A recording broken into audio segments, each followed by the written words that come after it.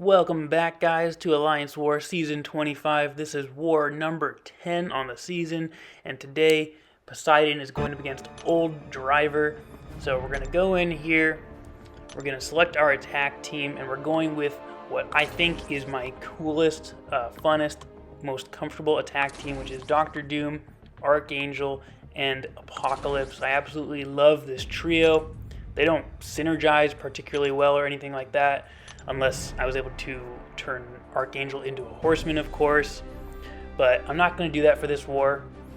So let's go in with these three, and we're going to scout the path. And we've got Path 5 in Section 1. And we've got our nemesis for the season, that freaking Hit Monkey, Nick Fury. Both pretty common placements this season. We've got the counters for him, though. And then as we head into Section 2, we're going to go onto Path 4. So we're going to take that Stealth Suit Spidey, followed by the Silver Surfer. And again, that's pretty common placement. Taking a look at their mini-bosses, it's some interesting placement. We've got a Daredevil Hell's Kitchen. That is ripe for an Apocalypse. That is a super easy counter there. I don't really get that placement. But it's a lot of 6 stars. This defense consisted of a ton of 6 stars, pretty much primarily. I think there were only like 6 or 7 5 stars out of all these. So we knew we had our work cut out for us again in this war. And again, in Platinum 1, it's kind of what you expect. But first up, we're going to take on this 5-star rank 5 Hit Monkey. He's on that Ebb and Flow knockdown node. This dude has given me so many problems this season, so many headaches. But we've got Apocalypse this time around, and we're going to change up the strategy a little bit. So we're just going to hit into him with our damage capped. We're not going to knock him down. His special one will not be unblockable. He won't go into his monkey schemes. We don't have to worry about any of that stuff. And so far, he's playing along really nicely. He's throwing those special ones very liberally. I love that. And what we're going to do is we're going to get to our 2 bars of power. And once we do, we're going to bait out one more special. So we're going to try to do that right here, is bait out this special one. And he gets a little timid, gets a little defensive. Finally, he throws it. We dex the full thing. We're good. Now we're going to heavy attack to knock him down. We're going to get that Fury. He goes into his schemes, but he can't purify or stun. And we're going to throw a really big special 2 and just get some really big chunk damage off of it. That was perfect. We're going to dex the special 1. And he gets his protection back right here. And what we're going to do is we're going to wait out the monkey scheme. And now we're going to knock him down one more time. Throw the special 1. And again with that big Fury, get the big damage off of it. And it's a super simple fight. Took a minute, 15 seconds. You know, that's what it should be every time. That's what it should be every time. There should be no reason to die there. We get the full attack bonus achieved.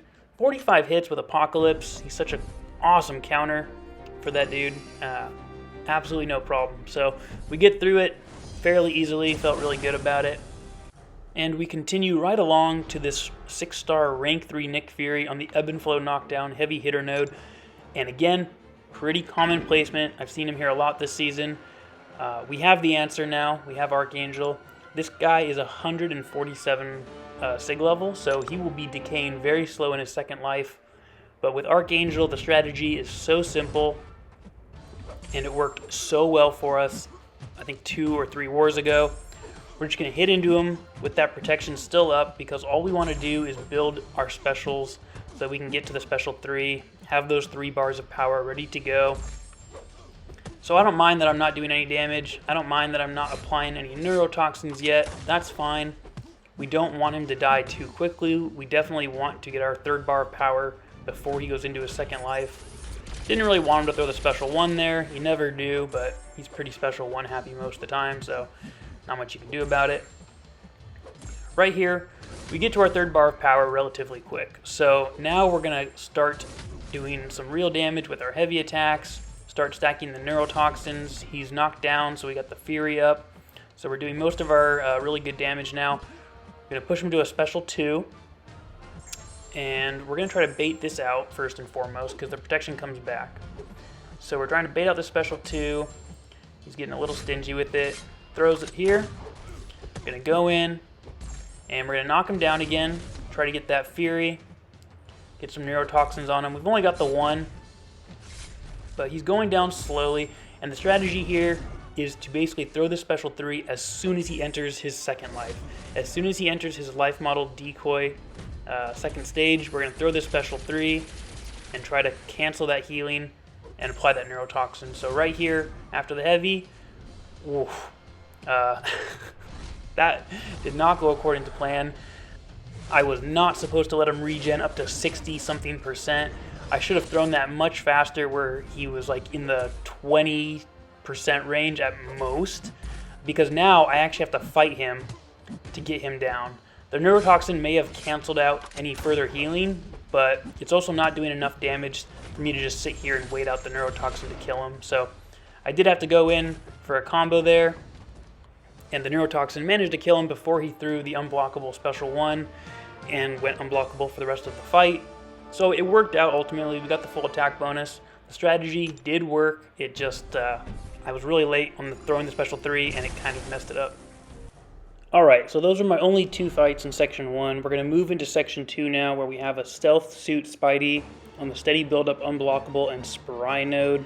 He's a 6-star at rank 3, so he's going to hit hard. He doesn't have the biggest health pool, but the placement here is smart. I think it totally makes sense. It's a good place for him. I don't think you would necessarily expect him to get a kill, but you know, there's certainly a chance for him to get one here. So we're going to trigger the evade early. We're going to get 1 debuff on us, and that's fine. As long as we don't get 3 or more, he's not going to be unblockable. So I'm okay with that. I'm actually going to try to push him to the special 2 most of the time in this fight, just so that the special 1 does not trigger his passive evade. And there we go. We're able to dex the full special 2, no problem. And his evade's going to be coming back pretty soon. But for the most part, this fight is going really well. We're staying far away from him. That's how we want him to come at us. We can parry all of his ranged attacks. It's just when he's close range, we cannot parry. So we just keep that in mind. We're going to throw the special 3 right here. And because he has the evade passive up, we're not going to be able to go into the Doom Cycle after this, because he's going to evade one of the hits, and then we're just going to be messing around with the power, and it's all going to be messed up. So we're just going to hit him a few times with the Fury up. Throws the special 1. We're going to hit him a few more times while we have the Fury. Get a medium heavy, and that goes away pretty quick. We really didn't capitalize on the damage of the Fury too much. But that's fine. We're way ahead in this fight. Things are going relatively well. I was actually a little worried about this fight because I was going to take it with Apocalypse initially, and then I decided that Dr. Doom is just a way safer option. So far, I like my decision. I think it was a good one. We're going to fade out 1 more special 2 here. We're just going to block the whole thing because we only need Doom for 1 more fight, and we can afford to take some block damage. And it's a relatively easy fight. It wasn't quick. It took, you know, almost 2 minutes, I think. But ultimately, it was in control, and we never got hit. And it felt pretty good. So we get the full attack bonus, and we put it in the rear view, and we move on. So moving right along, we have the Silver Surfer in Section 2 as well. And he's a 6-star at rank 3, and he's got the Steady Build-Up Unblockable Crumbling Armor nodes. For a Silver Surfer, this is about as good as the defensive placement gets, I'd say. You don't really expect him to get a kill anywhere, but there's a chance here, if someone doesn't use a Dr. Doom, there's a chance he might get a kill because he can apply those debuffs through his heavy attack, but Dr. Doom cannot be armor broken, so we're never going to get any debuff. He's never going to go unblockable. But I do completely just miss a parry and catch a little combo to the face. It wasn't a lot. Dr. Doom, so tanky, really didn't hurt that bad. Didn't shake me. I was still, you know, really tuned into this fight and still very sure of myself and what I needed to do. And then you get to this Doom Cycle, and once you get to this first one, it's game over. So Silver Surfer doesn't take damage from Incinerates, so we're not going to be throwing our special 2 when we come out of this. We're just going to be throwing the special 1, which will give us 2 bars of power, but we're going to hold it and get back to another special 3 and just keep that cycle going for the rest of this fight. He actually threw the special 1 here, which I didn't want, so that's annoying, but it's fine. It just makes it so that we can't really get back into the Doom Cycle as quickly, as easily, but you can see by his health pool, I mean, this fight's pretty much over. This special 3 may even kill him. I don't remember, but it's definitely going to bring him down pretty close. So yeah, this fight super in hand, super in control, easy Dr. Doom fight, no problem. Just a few hits after the special 3. That big Fury is going to do it. And we take him down, so there's 4 fights in, no deaths, full attack bonuses, relatively easy, that's the way we like it. So we only have 1 fight remaining for the 5th fight of the war, and it's this Daredevil Hell's Kitchen mini-boss, and he's a 6-star at rank 2, Hurt Locker, Power Focus 1, Enhanced Special 1, Power Drain. I don't really get the placement, personally. I guess maybe the thinking is that if he's throwing his Special 1s a lot, because they cover so much ground, that there's a chance you might get pushed back into a corner and have some difficulty with them. I don't really know. I think that's maybe the only thinking to it. But Apocalypse just makes this fight so easy. Daredevil cannot shrug our stun, which obviously is what makes him kind of annoying now after his buff. But he's not purifying that debuff, so that makes it really easy.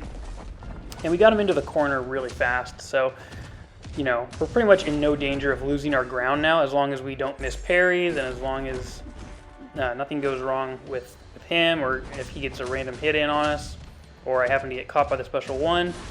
We're never going to lose this ground at this point. Pretty straightforward, but you can see how much of the map his special 1 takes up. It basically moves him like a third of the way across the battlefield, so it definitely can get you, I think, if he throws it a lot, but you can see how well this fight's going. Apocalypse is like semi-ramped up. We've got those 2 passive prowess charges, so our specials are hitting harder. And after 2 specials, he's already down to 45%, so we knew we had this in the bag. I was never worried about this fight at all. Again, I think there's much better placement for mini-bosses here. This was really the only one that seemed to stand out as a little confusing for me. I didn't quite understand it, like I said. But this fight, pretty much over.